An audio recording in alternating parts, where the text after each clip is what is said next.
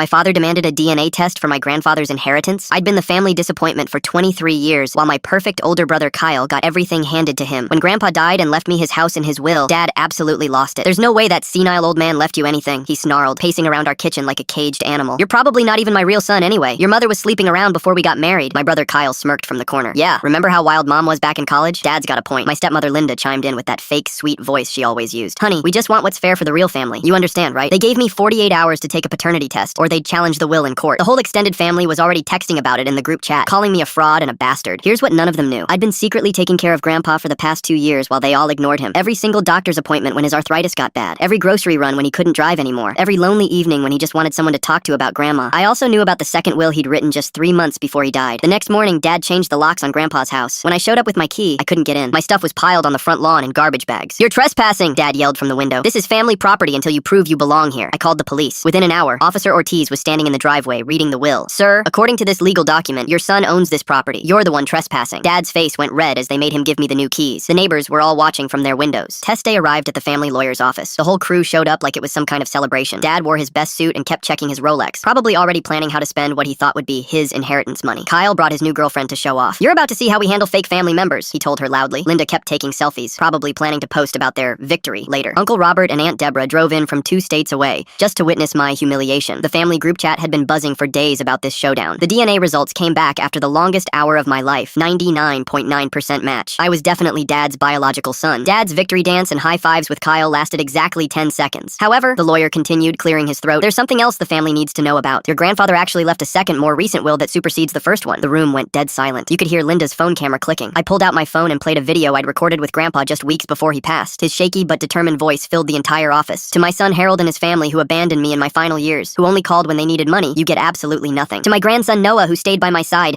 who drove me to chemo appointments, who held my hand when I was scared, the house, the life insurance, the savings account, everything is yours. You earned every penny through love, not blood. Dad's face turned completely white, then red, then purple. That's not legally binding. He was senile. Actually, the lawyer smiled, sliding papers across the table. It's perfectly legal. Signed, witnessed, and notarized just 3 months ago when his mind was completely sound. I have medical records to prove his mental competency. Kyle started yelling about how unfair it was. This is bullshit. We're his real family. Linda was frantically texting, probably trying to spin this disaster to her friends. Uncle Robert just sat there with his mouth hanging open. I stood up slowly, looking each of them in the eyes. Thanks for making this so public, Dad. Now everyone in the family knows exactly who you really are. Grandpa always said actions speak louder than words. As I walked toward the door with my copy of the will, Dad grabbed my arm. This isn't over. I'll sue you for everything. I smiled and pulled out another document. Actually, it is over. This is Grandpa's final letter to you. Want me to read it out loud? His grip loosened. I shook free and headed for the exit. You're dead to me, he screamed. I turned back one last time. Funny. That's exactly what Grandpa said about you. The last thing I heard was Linda sobbing about their reputation as the door closed behind me.